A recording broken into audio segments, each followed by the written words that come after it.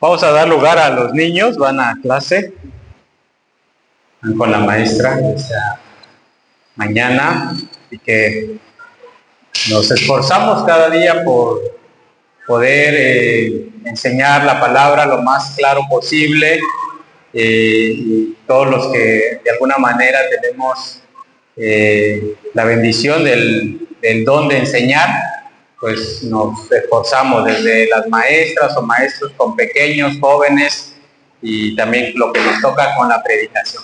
Por eso el día de hoy, usando algún método, les entregaron ahí una hoja, ¿verdad?, donde va a ir el proceso del tema de hoy.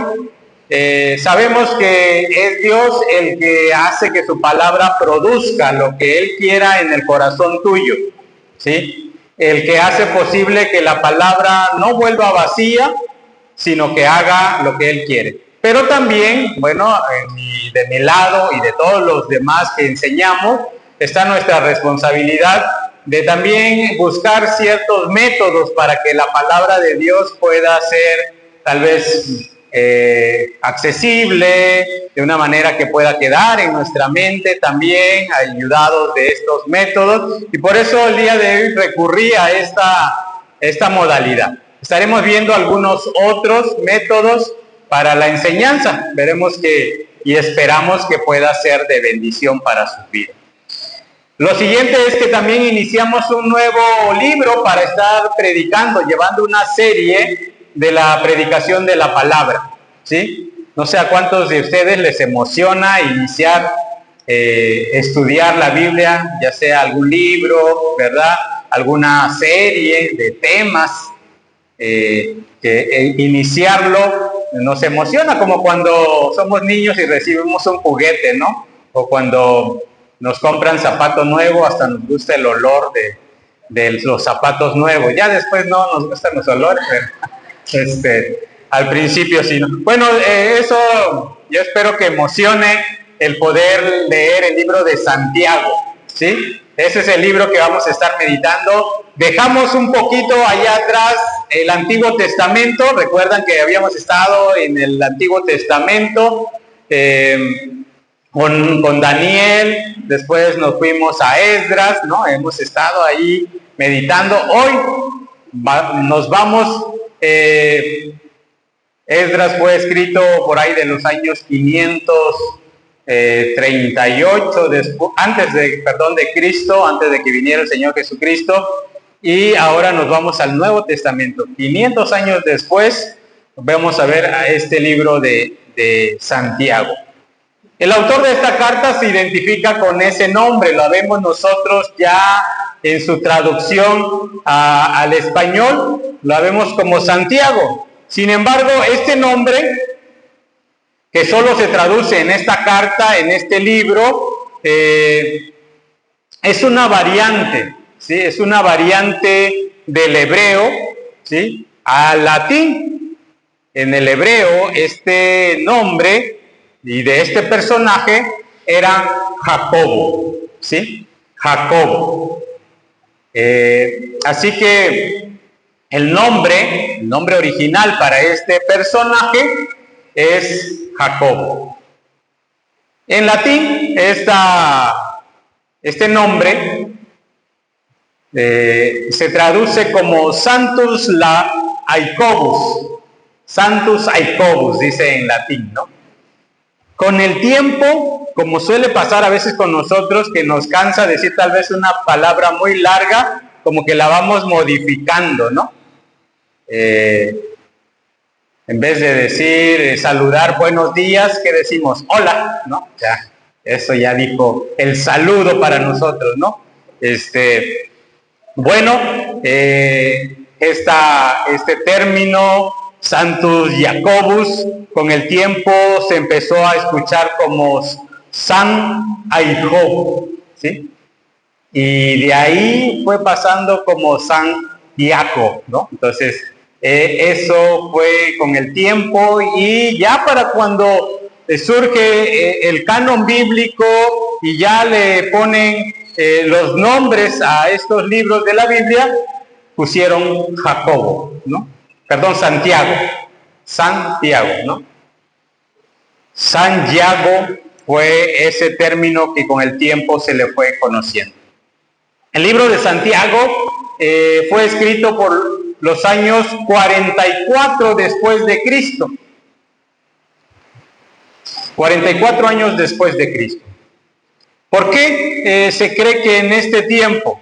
Bueno, fue el inicio de la persecución, fue el inicio que vemos que empieza a suceder que los cristianos, los judíos que se habían convertido al cristianismo, que estaban siguiendo a Jesús, empezó a haber una persecución.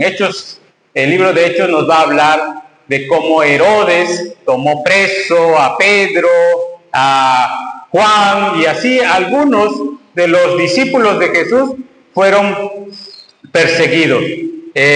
Los cristianos que vivían en el tiempo de la diáspora, esta otra palabra, diáspora, significa dispersos, ¿no? Dispersados, por causa de la persecución, por causa de aquellos autoridades que no querían nada con los seguidores de Jesús, que lo veían como una plaga, como un mal para el mundo en ese tiempo. Bueno, la epístola tiene un sabor también judío, un sabor judío muy marcado, sobre todo con referente al Antiguo Testamento. Comparte muchas características Santiago o Jacobo con la literatura sapiensal, sobre todo con Proverbios. Bueno, cuando escuchen también este término literatura sapiensal, son los libros de sabiduría, ¿no? Que así las conocemos, Job, Salmos, Proverbios, Eclesiastés, Cantares, son los libros de sabiduría. Y bueno, proverbios que usa este término son proverbios, frases, ¿no? Que quizás hoy también nosotros solemos usar algunos proverbios, ¿no? Algunas frases así donde damos a entender una idea, un mensaje, ¿no? Escuchaba a un colombiano decir que no me pises el callo, es un término, ¿verdad?, donde para ellos, donde no lastimes, ¿no?, su forma de ser o de vivir, ¿no? No lastimar. Bueno, así nosotros también tenemos muchas frases para ello. Vamos a encontrar esto en Santiago mucho, a referirse de esa manera al Antiguo Testamento y principalmente a Proverbios. La naturaleza o lo central del libro de Santiago nos va a decir que la naturaleza de la fe, o sea, su esencia de la fe, tiene que ver con frutos de servicios amorosos al prójimo. Con eso tiene que ver, dice Santiago, su idea central en esta carta es que la naturaleza de la fe verdadera, ¿sí?, es el fruto del servicio amoroso hacia los demás. Esta carta también la podemos resumir como la fe o la verdadera fe siempre produce frutos visibles. Santiago se va a encargar de hablarnos de la acción de nuestra fe. Pero, ¿cómo se vive esta fe? Sería la pregunta, ¿verdad? ¿Cómo se vive nuestra fe? Sí, venimos aquí, escuchamos la predicación, pero ¿cómo es en la práctica nuestra fe? Como les decía, Santiago va a usar frases para hablar acerca de la fe, va a usar proverbios muy similares a lo que vemos en la literatura sapiensal. Por ejemplo, siendo no solo oidores, sino hacedores de ella, nos va a decir Santiago. Por esto, mis hermanos, todo hombre sea pronto para oír y tardo para hablar. O O por ejemplo, Santiago anima a los creyentes a permanecer firmes y a no ser de doble ánimo, a no ser, dice, como las olas del mar. Porque así, dice Santiago, así como el cuerpo sin espíritu está muerto, también la fe sin obra está muerta. Otra de las frases de Santiago. Santiago también confronta la discriminación en la iglesia o la parcialidad. Por eso Dios resiste a los soberbios y da gracia a los humildes, dice Santiago. También Santiago confronta el uso de nuestra lengua, el uso de nuestra forma de hablar. ¿Por qué? Porque con nuestros labios, con nuestra boca, con nuestra lengua, que hace un momento cantaba y alababa al Señor, dice también con ella maldecimos a nuestro prójimo, aquel que es imagen de Dios. Pero también Santiago es un libro centrado en Dios. Santiago nos va a decir que toda sabiduría viene de Dios. Dios es el dador de la sabiduría. Si estás falto de sabiduría, pídele a Dios y Él te dará en abundancia. Santiago también va a decir que el Padre Celestial, el Santo, no puede ser tentado, no puede ser probado, ¿no? Como la idea que a veces tenemos, ¿no? Cuando decimos, encontramos en la Escritura, probadme a mí. No es la idea de tentar a Dios para ver si puede o no puede cumplir con aquello, ¿no? Sino que disfrutemos como cuando tú pruebas un platillo, ¿no? Un manjar, una comida, ¿no? Pruébalo y disfruta de él y verás cómo trae buenos resultados. Así, este santo, nuestro Dios, no puede ser tentado por el mal, pero tampoco te tienta para que peques. No es la idea del Señor, ¿sí?, que aquello que Él permite sea para que tú peques. Por el contrario, este Dios dice que de Él viene toda buena dádiva y todo don perfecto.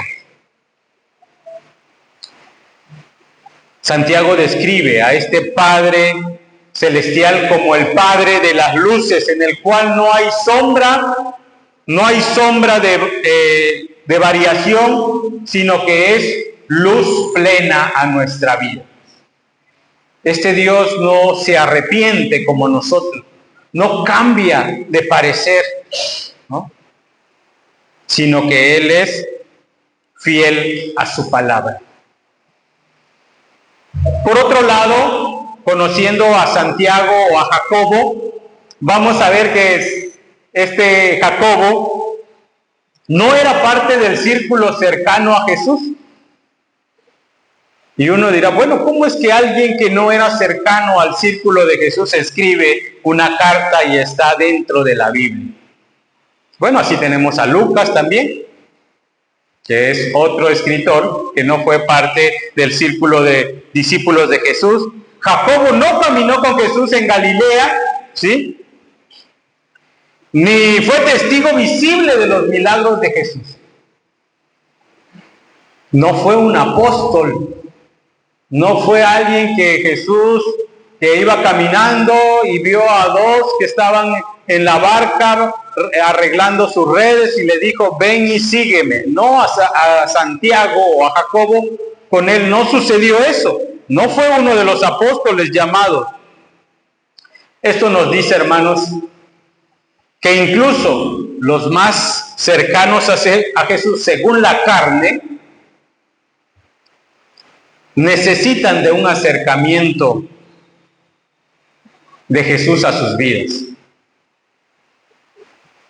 Escuche lo que dice Juan 7:1.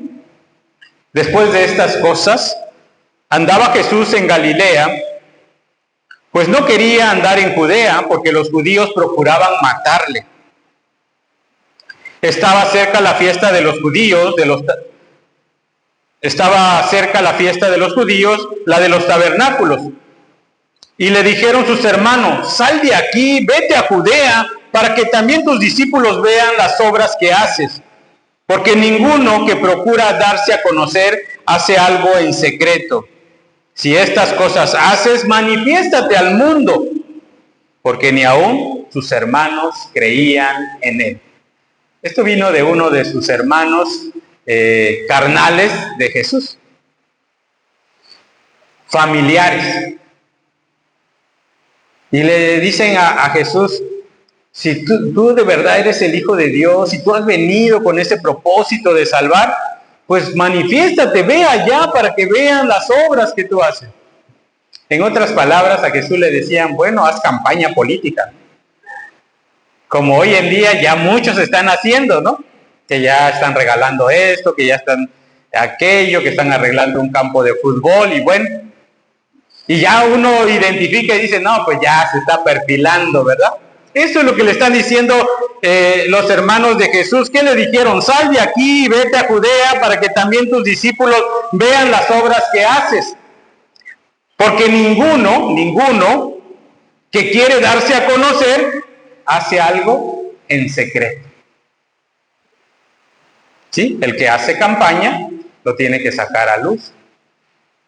El que hace campaña quiere que aparezca en el periódico su nombre. Por eso Jesús no es un político, hermano. Aunque algunos pensamos porque viene a hacer cambios así en la cultura judía, pero decíamos que más que hacer cambios vino a que se cumpliera la ley, lo que ya estaba ahí. ¿Quiénes pensaban así? Sus hermanos. Y uno de estos, pues era Jacob. Ese acercamiento se dio de Jacobo con Jesús, se dio después de la resurrección. Fue un encuentro realmente transformador. El Jacobo que en algún momento le dijo esto a Jesús: sal, ve, date a conocer, o que dudaba en cuanto al ministerio de Jesús, un día sufrió un encuentro con Jesús.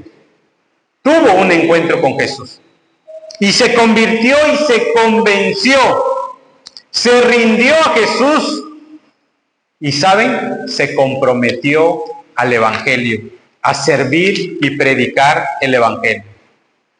El apóstol Pablo lo registra ya en su primera carta a los Corintios, en el capítulo 15, versículo 7, y va a decir: después apareció, después de resucitado, apareció a Jacobo, después a los apóstoles, y al último de todos, como un abortivo, a mí, dice Pablo. El resucitado se estuvo manifestando así a diferentes personas, a sus discípulos, a sus apóstoles, pero a otros que dudaban de él o muy cercanos a él, como era Jacobo, que era su hermano. Hechos capítulo 1, versículo 12, va a decir: entonces volvieron desde Jerusalén, desde el monte que se llama del Olivar, el cual está cerca de Jerusalén, camino a un día de reposo. Los discípulos volvían de aquel lugar donde, recuerdan que en esta semana estuvimos hablando del resucitado y de aquel mensaje que Jesús le dio a María Magdalena, y le dijo: ve a mis hermanos y diles que voy delante de ellos y que nos vemos allá en el monte, ¿sí?, en Galilea. Bueno, después de regresar de allí, ¿sí?, del monte del Olivar, que estaba cerca de Jerusalén, entraron en el aposento alto donde moraba Pedro, Jacobo, Juan, Andrés, Felipe, Tomás, Bartolomé, Mateo, Jacobo, hijo de Alfeo, Simón el celote, Judas el hermano de Jacobo. Todos estos perseveraban unánimes en oración y ruego con las mujeres y con María, la madre de Jesús, y con sus hermanos de sangre. Porque ya Lucas se encargó en Hechos de describir que estaban todos los apóstoles.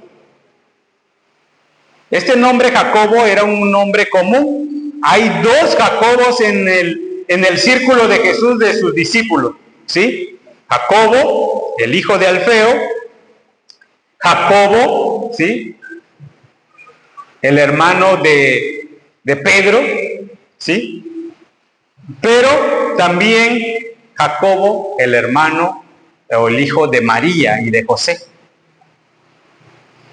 Gálatas 1:18 dice: después de pasados 3 años subí a Jerusalén para ver a Pedro.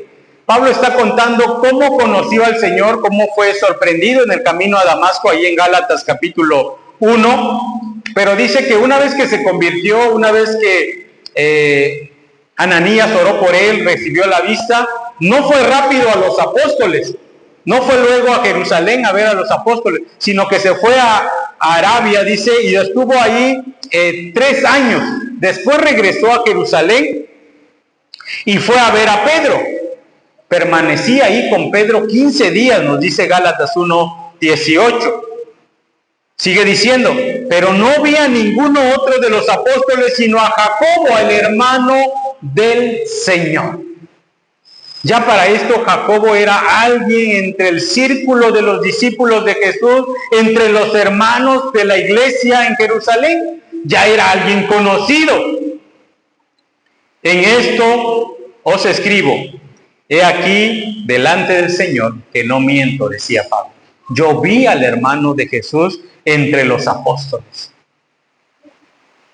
A partir de ese momento, hermanos, Jacobo pasó de ser un simple observador, un observador a distancia, para convertirse en uno de los líderes más influyentes y respetados de la comunidad del primer siglo en Jerusalén. Su autoridad, ¿saben?, no venía de una familiaridad con Jesús, ni de un título humano, sino de una vida transformada. En la Iglesia Católica Romana dicen que el primer papa fue el apóstol Pedro. Sin embargo, los datos históricos de historiadores documentados en libros es que el que tenía el liderazgo en Jerusalén, en la iglesia de Jerusalén, fue Jacobo, no Pedro. Bueno, ellos por aquel pasaje de Mateo, capítulo 18, donde Jesús le va a decir a Pedro que le entrega las llaves del reino, y ellos dicen: no, él fue el primero, ¿no? Pero Jacobo, muchos historiadores van a decir que él era el obispo en Jerusalén, por encima de Pedro, Juan y otros de los discípulos.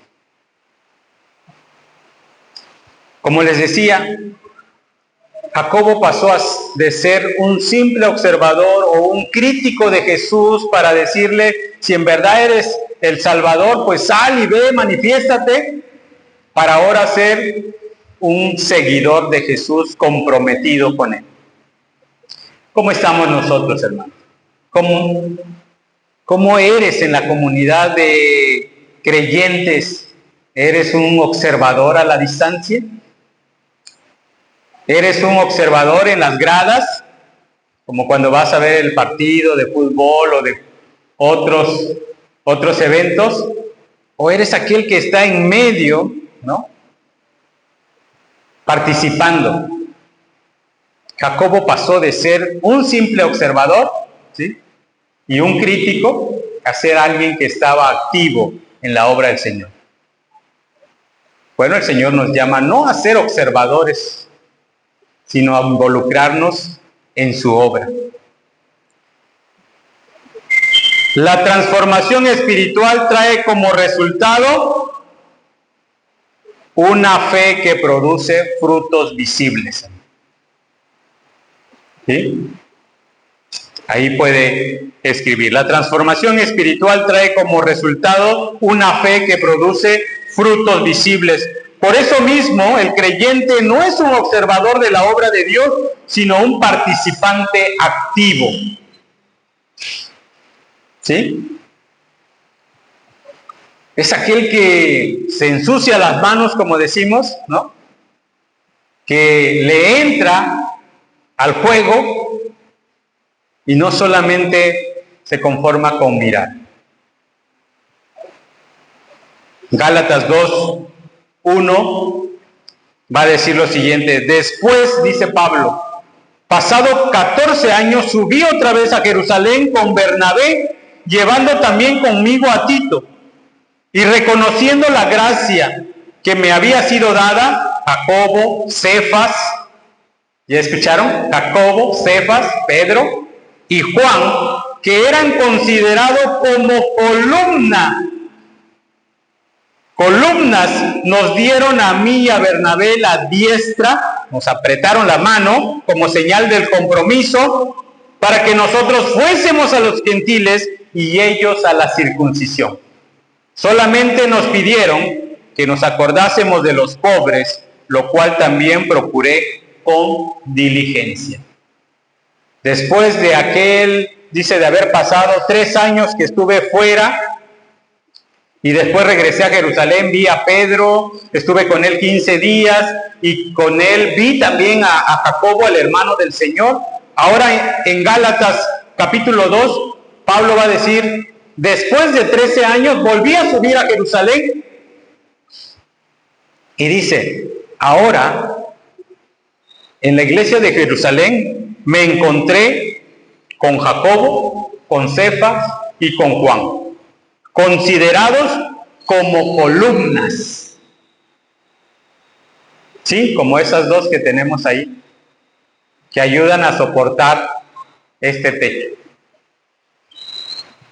Sí, aquel hermano de Jesús, o medio hermano de Jesús, que le criticaba, ahora era un líder en la iglesia de Jerusalén. Y era una columna, era alguien que estaba soportando la obra del Señor, ¿no? Estaba poniendo juntamente con los apóstoles el fundamento de la fe. Dice, ellos nos dieron la mano como líderes y nos dijeron: vayan a los gentiles, prediquen la palabra. Pablo, sí, el gran misionero, tuvo a sus líderes que lo encomendaron a la obra del Señor. Y uno de ellos era Jacob. Ahora quiero que vayamos ya a la carta de Santiago, como aparece en nuestra Biblia, o de Jacobo, si ya a partir de ahora le quieres llamar Jacobo al libro, porque ese era su nombre. En el capítulo 1, versículo 1, dice lo siguiente: Santiago, siervo de Dios y del Señor Jesucristo, a las 12 tribus que están en la dispersión, salud. Jacobo, al presentar su carta, comienza con algo poderoso y humilde, pues no se identifica como el hermano de Jesús. Humanamente podría haberlo hecho, hermanos. Humanamente pudo haber escrito y decir: yo, Jacobo, el medio hermano de Jesús, o el hermano de Jesús. Pero no, él escribe lo siguiente: Santiago o Jacobo, siervo de Dios y del Señor Jesucristo. Él podía haber reclamado respeto y autoridad y reconocimiento por el simple hecho de ser hermano, medio hermano de Jesús. Podía hacerlo. En lugar de eso, ¿cómo se presenta? Como el siervo de Dios y del Señor Jesucristo. Esa frase, hermanos, dice mucho. Dice más que un saludo. Revela el corazón de Jacobo, de Santiago. Pues al llamarse siervo, no solo reconoce a Jesús como su hermano, sino como su Señor. Y humildemente pone en claro su mente y su corazón y se somete al señorío de Cristo, al señorío de Jesús. Nosotros, hermanos, que ni parientes somos, como dice la canción de Jesús, muchas veces tomamos a Jesús no como el Señor de nuestra vida, ¿sí? Como decimos por ahí, nos le subimos a las barbas y lo tratamos como otro más. Santiago, teniendo esa posibilidad de decir, bueno, yo crecí con Jesús, yo jugué con Él, al encantado, a no sé, a las escondidas, sabía como Él porque viví con Él, compartíamos la cama. Él sabía que Jesús era para él su Señor. Para Jacobo la relación más íntima o importante no es la del parentesco humano, no, sino la de el servicio y la sumisión espiritual. Él entendió que seguir a Jesús no era un privilegio familiar, sino un llamado a dar vida o a dar su vida por el Señor. Hermanos, no somos llamados porque mi padre fue el fundador de la iglesia. No somos llamados porque mi papá construyó el templo. No somos llamados, ¿sí?, por el simple hecho de que mi papá son cristianos. No somos llamados por eso, porque nadie es llamado por mérito alguno. Santiago no fue llamado y no ocupó el lugar de líder porque fue el hermano de Jesús. Una fe o la fe en Cristo, hermanos, no se hereda. Se instruye, dice el proverbio. Instruye al niño en su camino. Enséñale el camino. Así es, mis queridos hermanos. Tenemos que ver la vida cristiana no porque el hecho que yo venga, ¿no?, para los niños y para los jóvenes, porque viene papá, soy y recibo la bendición en automático. No nos sucede así. ¿Sí? Como algunos otros líderes suelen hacerlo, ¿verdad? Y a veces decimos, no, pues José Manuel va a ser pastor, ¿no? No, hermanos, no siempre sucede así. No siempre el Señor nos llama, porque no es por mérito o por herencia familiar, es porque Dios llama. Jesús tuvo otros hermanos, sin embargo no llamó a los demás como lo hizo con Jacobo. La carta está dirigida también, nos va a decir, a las 12 tribus que estaban en la dispersión, aquellos que habían salido de Jerusalén. Esta referencia es aquellos judíos que habían sido dispersados por causa de la persecución, conflictos y crisis sociales. Eran hombres y mujeres que habían dejado la estabilidad y muchas veces su seguridad por causa de la fe en Cristo. Como hace unos días veía un reportaje y platicaba con los hermanos que mucha gente en Juchitán está saliendo por causa de la violencia. Se está yendo de su tierra. Y decíamos, no puede tardar en que también nos visiten a las iglesias, ¿verdad?, a los templos, los delincuentes. ¿Qué vamos a hacer? Muchas de estas personas, a las 12 tribus, a la Iglesia Universal que está dispersada por causa de la persecución, por causa de conflictos o de crisis sociales, donde en muchas ocasiones su fe está siendo probada. Estas personas enfrentaban situaciones muy duras, hermano. Pobrezas económicas, injusticias laborales, desprecio social, discriminación y una presión constante por mantener su fe en medio de un mundo hostil. No vivían en comodidad espiritual ni en un ambiente favorable. vivían en tensión, necesidad y sufrimiento real. ¿Conoces este ambiente, hermano? ¿Has vivido así? ¿Tiempos de crisis? ¿Has vivido tiempos de escasez? ¿Has vivido tiempos de dolor? Creo que sí, ¿verdad? Tú sabes y conoces que has pasado por esos momentos.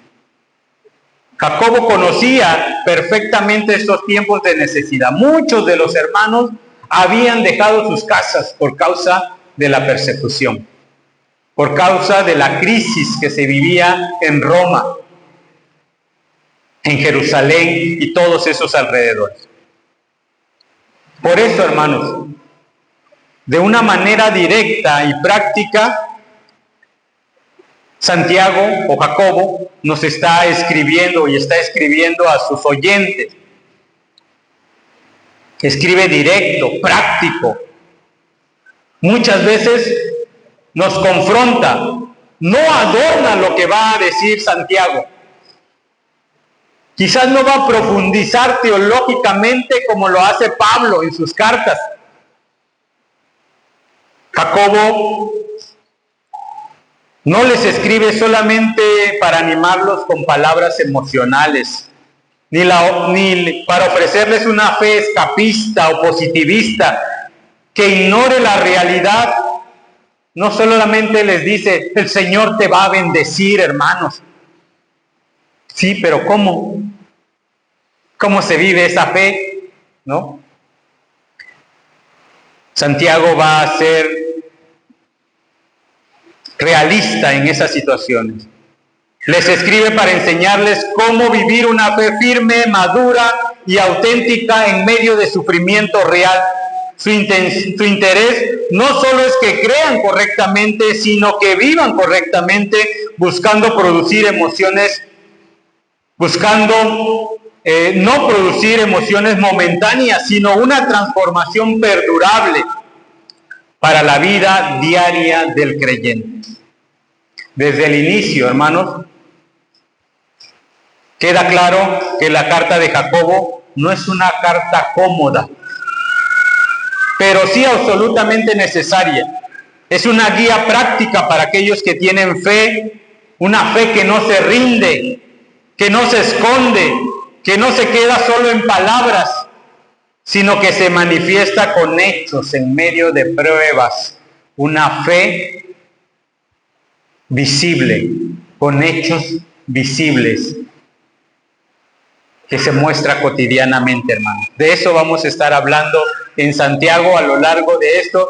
Y por ejemplo, después de este versículo 1 va a decir que estemos gozosos cuando nos hallemos en diversas pruebas. Sí, así de directo es Santiago. ¿Sí? Porque van a venir las pruebas. Él no va a decir, bueno, si acaso vienen las pruebas. No, vamos a estar en pruebas. Vamos a estar en dificultades. Y por eso escribe de esa manera Santiago hacia sus oyentes, para aquellos que tienen una fe que no se rinde. ¿Tienes de esa fe, hermanos, que no se rinde? ¿Que no tira la toalla? Una fe que no se esconde, que dice, no, yo voy a veces, pero no soy cristiano, ¿no?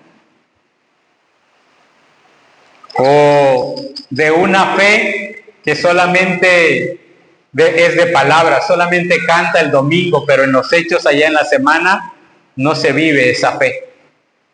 ¿Cómo es? ¿Cómo eres delante del Señor? Vamos a orar. Padre eterno, Señor nuestro, gracias por tu palabra. Ayúdanos, Señor, si nuestra fe es débil en este tiempo, si en este tiempo nuestra fe se rinde, si en este tiempo nuestra fe desmaya, quiere abandonar el seguirte, Señor. Si nuestra fe es una fe que se esconde, que tiene miedo de dar el paso a seguirte, que solamente